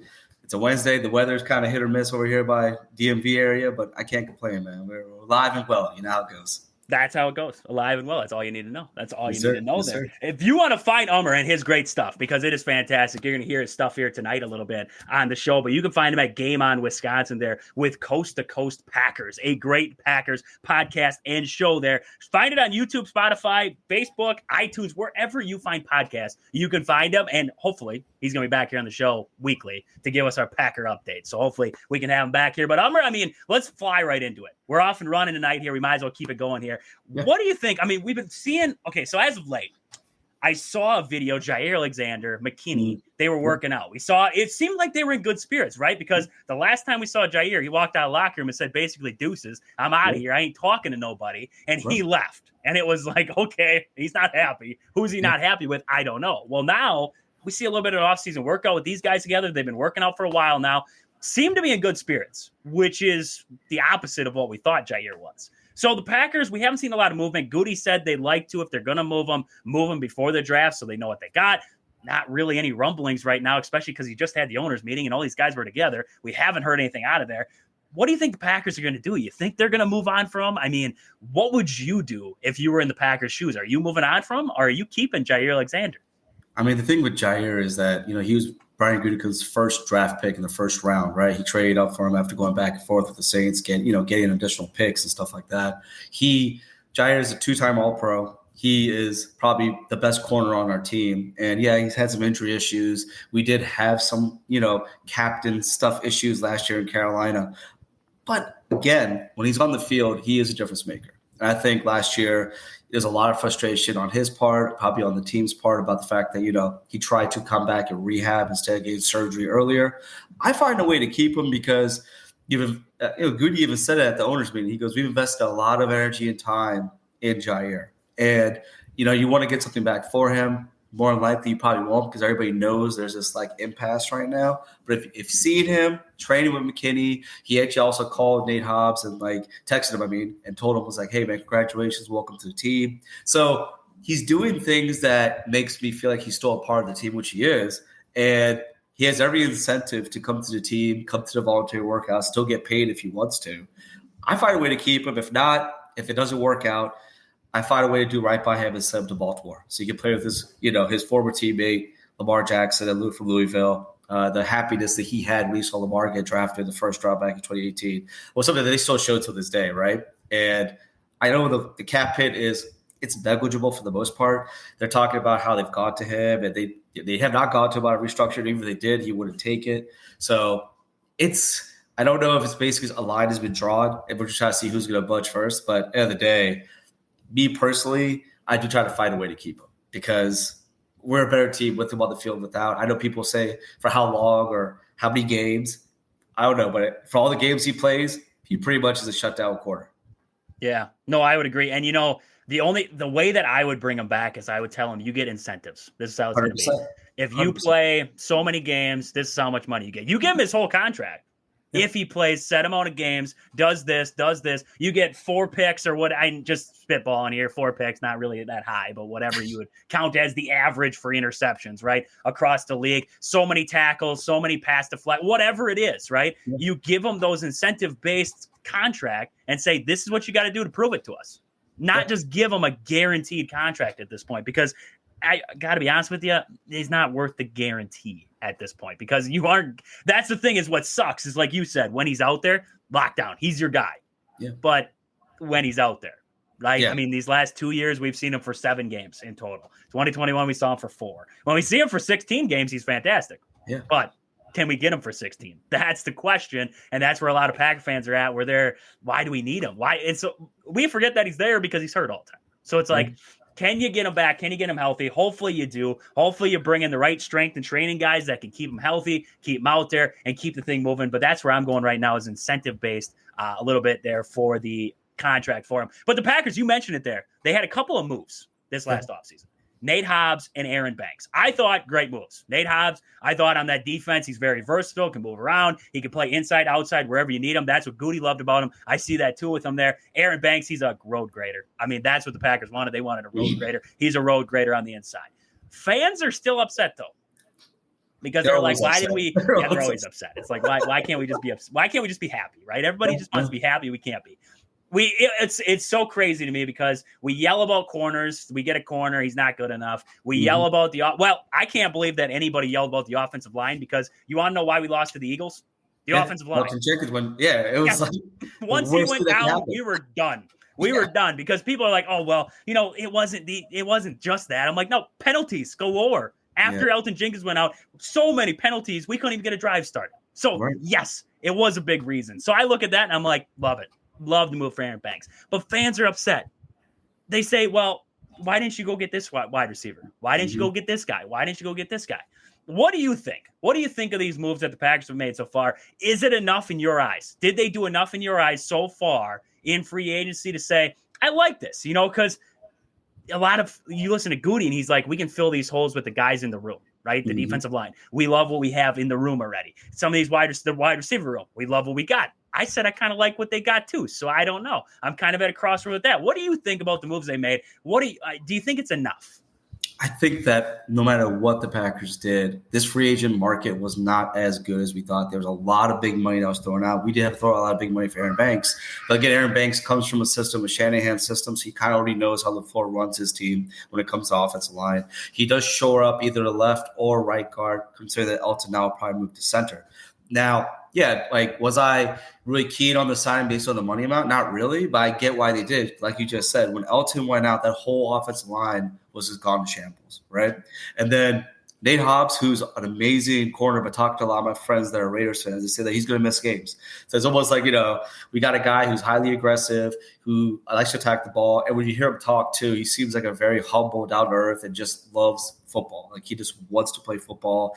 And even in the Kansas City game last year where he broke his hand and they were like, hey, man, you might be done. And he's like, no, cast it up. And he went back out there in the second half with a cast on his hand and still was still trying to get the job done. So all in all, I think we all got spoiled in 2019 when Goody spent a lot of money on the free agency market with, Preston Smith, Darius, and things like that, right? Amos. And then this last year with, Josh Jacobs and McKinney. So I think there was a precedent set. But it's been pretty well documented the money that was set up for a lot of players. There were some marquee players out there, but we weren't going to get those guys like the Milton Williams and things like that. That wasn't going to happen. So for me, I think they did what they needed to do, so that way they didn't feel that they had to reach in the draft. And I say that probably because I remember the year we drafted Jason Spriggs, and we were very concerned about our tackle position, right? Clifton was gone. We didn't really have a sure left tackle. We traded up to get ahead of the Bears to get Jason Spriggs in the second round. And then what happens? He turns out to be a complete bust. And I think that same year we got David Bakhtiari, who eventually takes over left tackle, becomes an all-pro tackle, right? So now that we have pretty much a guard that can play any of the two guard positions, we have a corner who can play inside or out. Like, we're not pigeonholed into like having to reach for a certain player. And let's not forget, we got, even though he's not like a marquee receiver, Miko Hardman is a great fourth WR4. He's an amazing special teams guy. So Nixon's already talked about saying he doesn't want to do kick returns anymore because he's going to be CB1. Hey, that's fine because we got a guy that can do it. And with the rules that are changing now, they're going to be more kickoffs. Nixon might be interested in going back out there. But if he doesn't, we have a guy that can play punt return and kick return, and he does it really well too. He's, coming again, another Georgia kid, comes out of Georgia, ran like a 4.39 coming out. And of course, he's a lot older now, but I'm pretty sure his speed is still up there. And having him as that guy that does not only the special teams role, but also maybe the Tyler Irvin role with that, that orbit motion stuff, bring that back. I'm okay. I'm really looking forward to seeing how they attack this draft because there's a lot of guys that I'm already fall in love with, and I just don't know how the hell they're going to get all. Exactly. That's the problem is you look at it, it's like, I wish they could get this guy, and this guy. And well, Cooper DeJean walks away, right? That's what we got to look. Jackson Smith-Njigba was my guy last year. I loved him. I loved him too.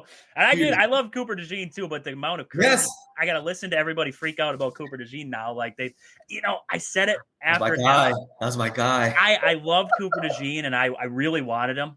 But everybody was freaking out after the Eagles game. And after we saw what Cooper DeJean did with the Eagles there, they're like, oh, well, that's what we missed out on. It's like, but you put him in Green Bay with no pass rush, it changes what the secondary looks like too. So, I mean, you never know. You never know what he would have done as a rookie in Green Bay in a different kind of system with a different line rep because they're bringing 4 and they can drop back 7. It's a lot easier to place in the secondary. So that's big. I mean, yes, that is huge too. I love what you said there about Hardman though, and I completely agree. I said the same thing. The rules are changing.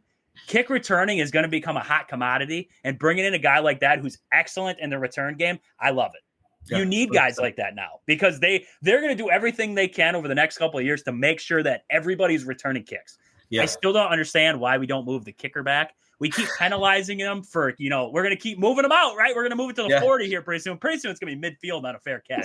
They're going to have kickoffs at all, right? Right? That's where they're going to be at. And I'm like, why don't you just move the kicker back? Like, we keep moving it out. Why don't we move him back like 10 yards? If he boots it from his own 20 through the end zone, okay, give him a play. Like, get a free point. I don't care. Like, that's cool. But after that, Aubrey's probably the only one that's doing right. That. Yeah, so I mean, I'm with you though. Like, they're making all these rule changes, and then there's a lot of like NFL safety concerns, and then on top of that too. But they're still making these rules that you feel like it's not really taking. We're trying to add an extra game, things like that, right? So it's like a little bit of talking out both sides of your neck. But I agree. Like the kicker thing is one way to help change that because then it gets you in that zone that you're trying to kick into, right? Exactly. Right. So I think, but again, I know Justice Mosqueda, who actually was a part of the XFL, and he was a part of like actually helping create. I don't know if he helped create it, but he knew about the whole kickoff rule when I was over there, and this is what we're trying to adopt a little bit. And he was saying that their kickoffs, if you kick into end zone, it comes to the 40. So what you just said is something that they do. So exactly. So it's like, I don't know where it's gonna go, but I'm really looking forward to seeing if Nixon's going to be our number 1, which he's shown that he can do it. I definitely want to see Hardman out there just taking everything because you need fresh legs for your number 1 corner because he's going to be out there running all the time. You don't need him playing 4 downs basically. That's just crazy. And taking a lick. I don't need him taking a lick out there either. Because, that fumble on the kick return, man. You mean the illegal helmet-to-helmet contact that they ruled after the fact? Agree. Yes. Oren Burks is dead to me. That's all I have to say. Oren Burks my favorite part was they fined him. Yes, they fined him a week later. And they're like, oh, yeah, it was an illegal hit. And we're like, where was that in the moment? You guys re-looked at it. Where was that in the moment? But okay, whatever. And they had the sky cam that could see it happen. I'm thinking And then on top of that, he did get possession back, and then somehow, over through the scrum, he eventually loses. But eventually, in the beginning, he was down. He had the ball in his hand. I'm like, that's Packer ball. When that happened, I don't like to be a pessimist. I like to do a lot of ball game like Nagler does. But, man, I was like, this is not the way you start out. Like, it's like, come on, man. Like, you can't have this going into this game. We already came with a losing streak, too. I was like, this is terrible. I was like, what are we doing right now? No, when that happened, I sat back. I was sitting forward. I was, like, excited, and I sat back. I was like, yeah, that's it. Yeah. That's dejected. it. Absolutely dejected. Yes. Watch the whole game, but I'm going to be mad as I don't know what the whole time.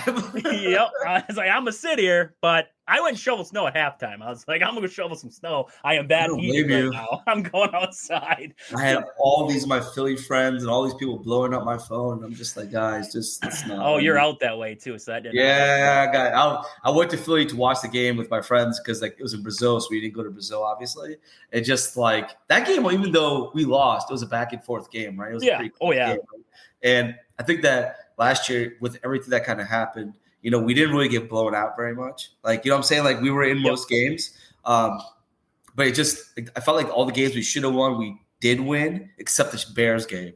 Because that Bears game we should have won hand, right? But, I mean, again, injuries were killing us. And something you mentioned previously about the training staff, like we got a new training staff here. Aaron Hill came from the Niners. He was assistant strength and conditioning coach there.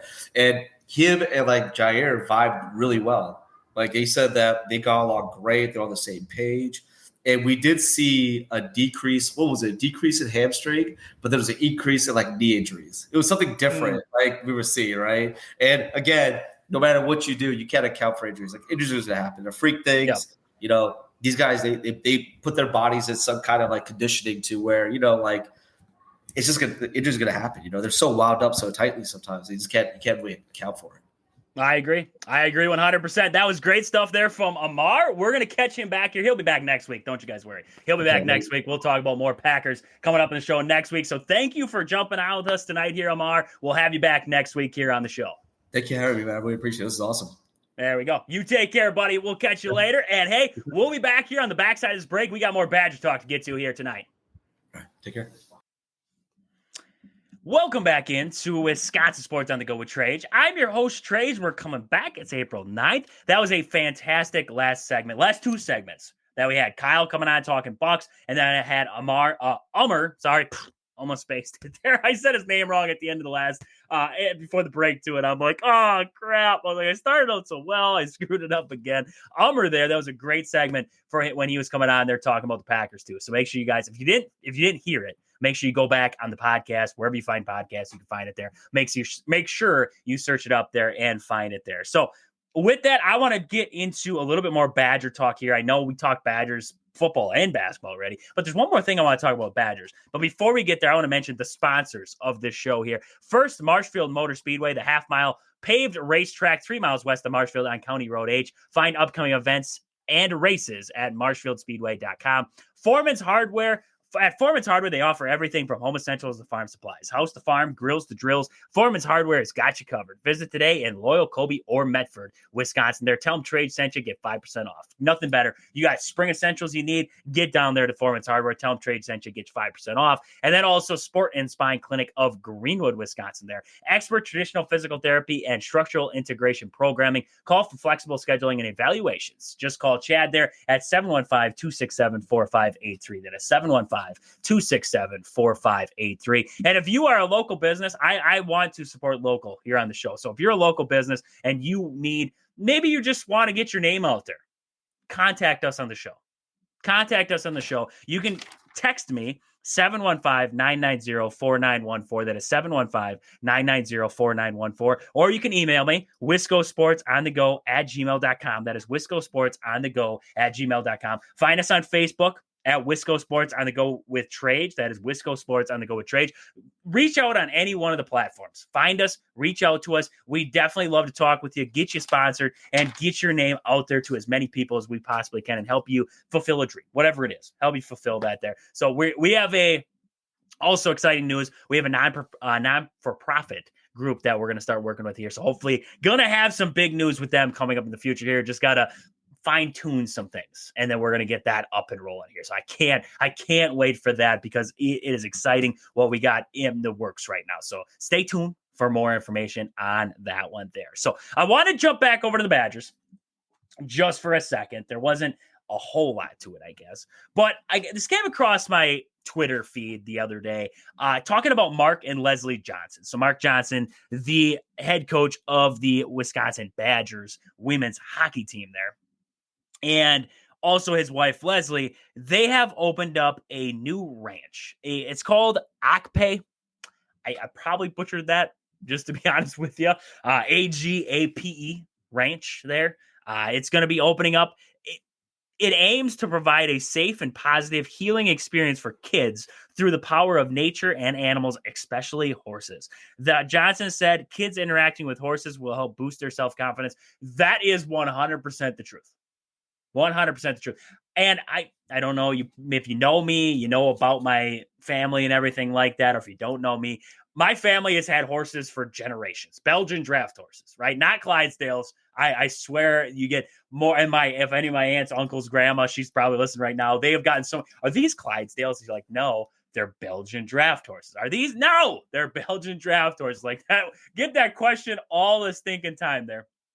But I agree with that statement 100%. This is a awesome thing that they are setting up here, because you see kids and they perk up when they see horses, and they can go from 0 to 100 when they see a horse. The horses, if you get the right horses, they're like giant dogs.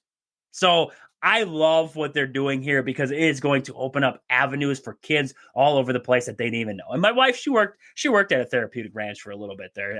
So she has experience in this field too. So it's an exciting thing. It is an exciting thing. And I am glad that these two, such great people already, but that they're giving back in such a kind way. And maybe sometime, I don't know how this thing works, but maybe you can go down and see it and stuff like that.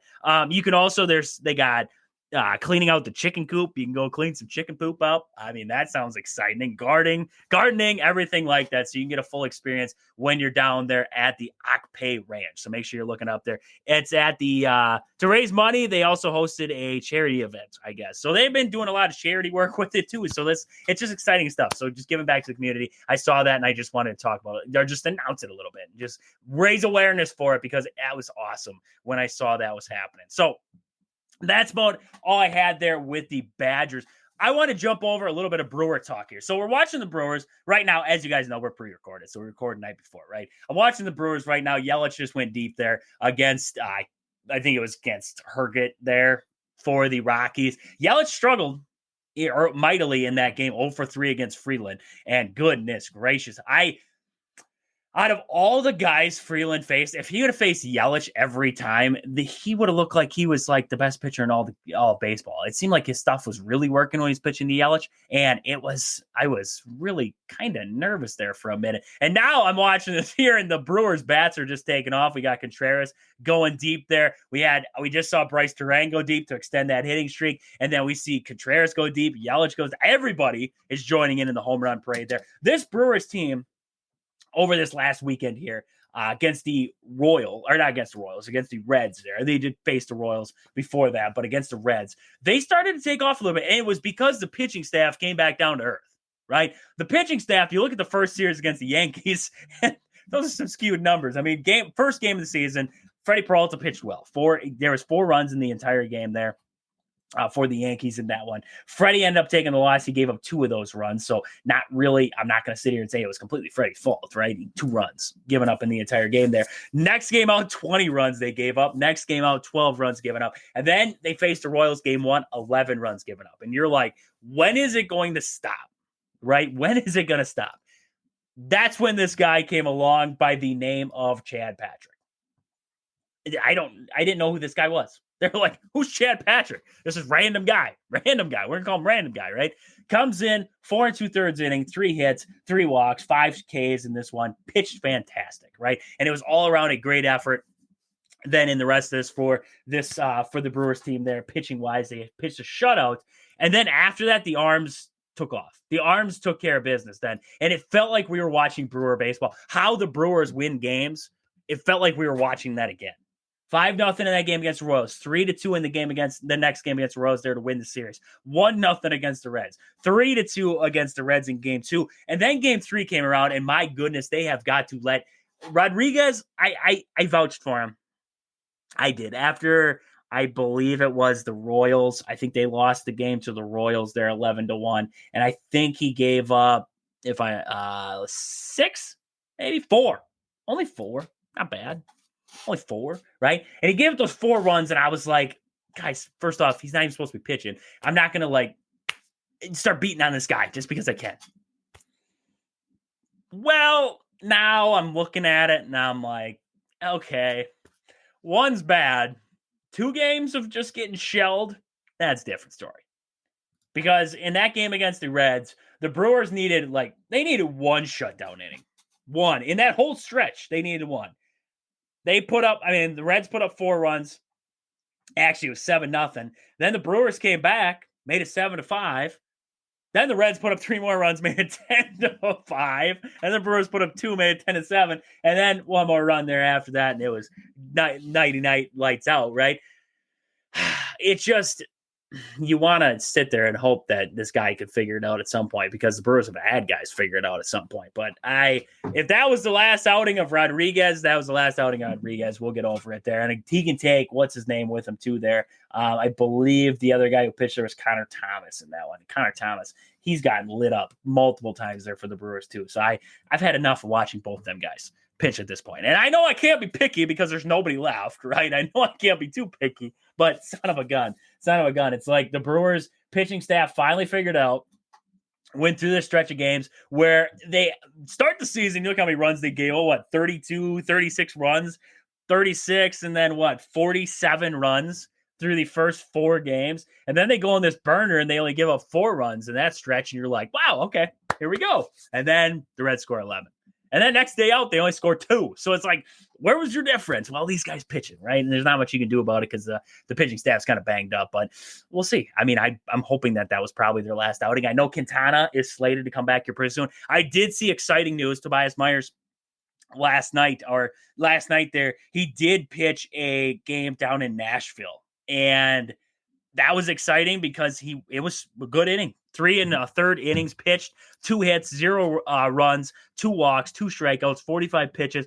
Nice rehab start there for Tobias Myers there down at Nashville. So exciting news. Hopefully get a couple more outings out of him. He's feeling good. He can come back there. Woodruff can come back. You get Nestor back, Nasty Nestor there. You get some of these guys coming back. I feel good. Because until then, you got guys like Chad Patrick. And Chad Patrick's pitched well. I mean, his second time out there, when did he pitched? I was trying to remember when the heck did he pitch that second game there for the Brewers. It was not Tyler Alexander's the one who almost no-hit the Reds. That was a solid outing too. Maybe Tyler Alexander has a little bit of an encore outing there. It must have been this game here. Yes, it was this game. It was the final game of the series there. Chad Patrick got the win. 5 1/3, 2 hits, 1 earned run. Chad Patrick was fantastic. Fantastic. So I'm looking at this team right now, and I'm like, all right. We found some guys who can get her done. Now it's about surviving the rest of the outings, right? You got some guys that you know you can send out there, and they're going to pitch well. It's just about surviving the rest of these outings. And fastball Freddie pitched well tonight again. Freddie's been pitching well. I know. I don't even understand coming off of game 1. Everybody, I had to read the doorknobs across social media tell me that Freddie Peralta is not an ace. And it's like, when did everybody say that it was? Nobody. But Freddie Peralta has not pitched that bad this season for the Brewers. I don't know if realistically, do people think that he's pitching that bad? 2.08 ERA, 16 strikeouts. He's got a .54 whip. Gave up 2 runs against the Yankees on opening day in Yankee Stadium, playing on the short porch. Does anybody remember seeing the stat that said that Austin Wells' home run was only a home run in Yankee Stadium in the short porch and right? Otherwise, Sal would have caught it. The home run that I believe, who is the other one that went deep on him there? Was it Volpe? I don't remember off the top of my head if it was Volpe or not, but that home run was only a home run in 9 stadiums outside of Yankee Stadium. Some people just drive me nuts. I think they do it on purpose. I think they do it on purpose. They just drive me nuts on purpose. So the Brewers been playing well, and that's what we wanted to see. We talked about them a little bit earlier there. We talked about the Quinn Priester move at the top of the show. So if you missed it, I'm not going to go over it again. If you missed it, it was the whole first 14 minutes of the show. So if you missed any of it, go back on the podcast. You could definitely listen to it there. Just search anywhere you can find podcasts, search Wisconsin Sports on the Go with Trade. You can find it there. But we talked about the Quinn Priester move. There was also another move that the Brewers made. They got Mike Cameron's son, Daz Cameron, I think is his name there. Daz Cameron was moved to the Brewers there. Wolf Graham, what the heck was his name there? Wolf Graham. The Brewers just pulled him up just the other day. And Grant Wolfgram, the left-handed pitcher, he was sent to the Orioles. The Brewers received Daz Cameron back in cash. So Grant Wolf, the deal basically happened because Wolfgram was designated for assignment. So instead of losing him for absolutely nothing, they cleared space for Quinn Priester. So instead of losing him for absolutely nothing, they made a trade. They made a trade at the Orioles. They got Daz Cameron, son of Mike Cameron. That's pretty cool. That's pretty cool there. To get a guy like Mike Cameron's son in there. He hasn't done a lot. He's been in the bigs. He's been in the bigs for a couple times now. Appeared in parts of 4 MLB seasons with the Tigers 2020 to 2022 and the A's 2024. He's hit 201. He's had 10 home runs, 39 RBIs there. 48 runs, 14 steals across 139 games. So not much to write home about, but cool move, I guess. So yeah, that's about all I got there. Daz Cameron and hopefully a boatload of money. Yeah, probably not. But they got. So that's what we got for a Brewer Talk here for a minute. We'll wrap up the Brewer Talk on the backside of the break. We'll come back. We'll wrap it up here for the day. So can't wait to come back here on the show. We'll see you guys in a minute. Welcome back into Wisconsin Sports on the Go with Trage. I'm your host, Trage. We're just wrapping it up here on this April 9th here in the great state of Wisconsin. A great show today. Great show today. Thanks for Elmer for coming on today talking Packers. He's going to be back each and every week here to talk Packers with us. Kyle for coming on talking Bucks. We got to have him back more to talk Bucks with us. Aaron should be back next week. Work got in the way this week. That's okay. It happens there. But if you missed any of the show, if you missed any portion of the show, you want to listen back, make sure you do. Follow, subscribe, wherever you can across social media. It helps us out a ton. We want to hear your feedback on the show. We want to hear everything. I want to hear your guys' reviews, your feedback, everything like that of what we're doing here and what we're doing on the show. So if you want to leave us a review or comments, concerns, whatever you got for us, you can email us, wiscosportsonthego@gmail.com. That is wiscosportsonthego@gmail.com. Or shoot us a text at 715-990-4914. That is 715-990-4914. We'd love to hear your comments of the show, your whatever you got for us. We'd love to hear your feedback, everything like that. You can also find us across social media, Facebook, Twitter, TikTok, YouTube, and Twitch. Just search us up on Twitter, Twitch, and TikTok. Search Wisco Sports on the Go. You can find us on Facebook and YouTube. Search Wisco Sports on the Go with Trage. That is Wisco Sports on the Go with Trage. Give us a follow. Make sure you're checking us out there. We are hoping to, on our off days of the radio, we're hoping to get live a few times there, talk about Brewers, Badgers, anything crazy that's happening in the sporting world. We hope to get on there and talk about that coming up here pretty darn soon there. So to wrap us up for the day, we only got a short little time here, but to wrap us up for the day here, I just wanted to jump. We got Brewer Talk. I mean, we were talking about the Brewers there before the break, and it's so hard right now to preview. Like, how do you preview ahead for the Brewers? You can who are the Brewers going to be facing, right? For the Rockies, you can preview that portion, but outside, what do you like? How do you preview what we're going to see here? Because there's no outside of Freddie Peralta, we barely know who's pitching right now. All that they know is that Alexander is slated for tonight's game, as we all know. As I'm talking here, the Brewers are probably playing. So Alexander's slated for tonight. Tomorrow's a question. Rodriguez is slated still for Friday. I'm hoping that gets changed. We'll see. And I believe, if I'm not mistaken, after we see, it should be Rodriguez and then Patrick. So I don't know why it's still got a question mark for that game against Arizona on Saturday. But Burns, we get to face Burnsy on Saturday. I can't wait for that. I forgot. It's going to be Rodriguez versus Rodriguez. For if the Brewers do stick with, what's his name for the Brewers? Alvin pitching. They got Eduardo Rodriguez. So we're going to have Elvin Rodriguez versus Eduardo Rodriguez for the Arizona Diamondbacks. Nice. But they got Rodriguez, Burns, and Gallen all going back to back to back. And then talk about facing a gauntlet of starters. And maybe I'm just overreacting. That could be, right? You have Burns, Gallen, and then Skubal.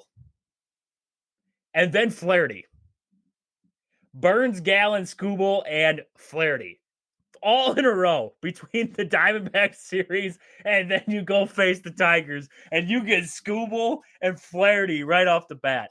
Wow. All right, we're going to get tested.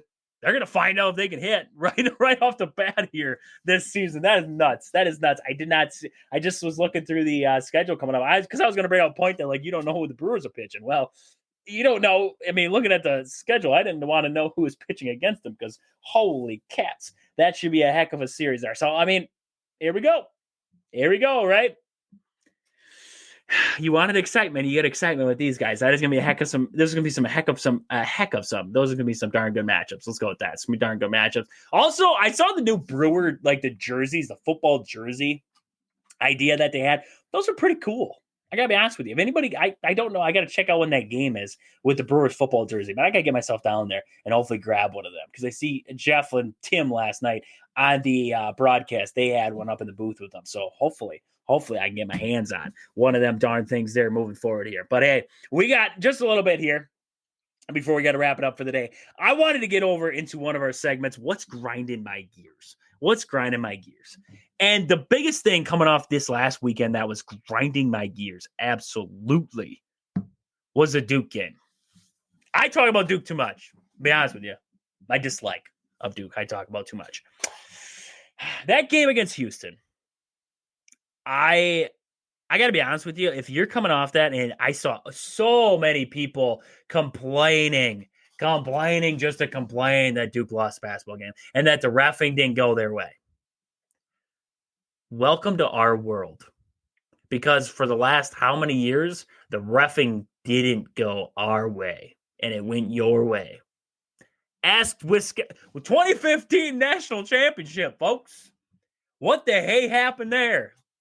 What I recall was a ball went off Winslow's finger, and what I recall was first half, we decided we weren't going to call a much, but the second half, we were going to call it all. But why are we only complaining about it now? Right? Why are we complaining about it now, Jay Will? I hear Jay Will complaining about it. Well, first half of Florida and Houston. Well, I think it was talking about Florida and Houston there. He's like, oh, it's not calling nothing. The second half to call everything. And I agree. It got absolutely ridiculous. But they don't complain when the right team wins. They complain when it's the wrong team. That's what it is. And it's ridiculous. Houston had a great season. Hats off to them. Florida, they survived multiple games like that. They were losing to Auburn. They were losing to Houston. They were losing to Texas Tech. They were losing a lot of games. And they found ways to win and win national championships. So hats off to what the Florida Gators were able to do to wrap up that season. But what's grinding my gears is that all this complaining about reffing all the time. Do we not? I saw a tweet and it said Duke led by 14 with 8:03 left in the game. Duke led by 9 with 2:06 left in the game. Duke led by 6 with 34 seconds left in the game. Duke led by 3 with 25 seconds left in the game. And Duke led by 1 with 19 seconds in the game. And they lost. Why can't we just say John Shire didn't draw up any good plays? Why can't we say that? I thought his inbounds play sucked. I thought Tyrese Proctor was dribbling around like he was like running the show. And I thought the shot that Cooper Flagg got, that was the best shot you could get, was a contested jumper. Sure. Like, I get Cooper Flagg is a talent. But the best shot you could find was a contested jumper for Flagg. That's it. Great call. Great play. People complained about John Tonje's shot, right? A lot of bad fans said, why didn't Greg Gard drop a better play? That's the best you could get for Cooper Flagg, one of the best players in the nation. The best player in the nation, a lot of eyes. It absolutely irritates me when we sit here and we blame officials all the time. You had a 14-point lead with 8:03 left. You scored 0 field goals in like 10 minutes. 10 minutes of gameplay. That loses basketball games pretty darn fast.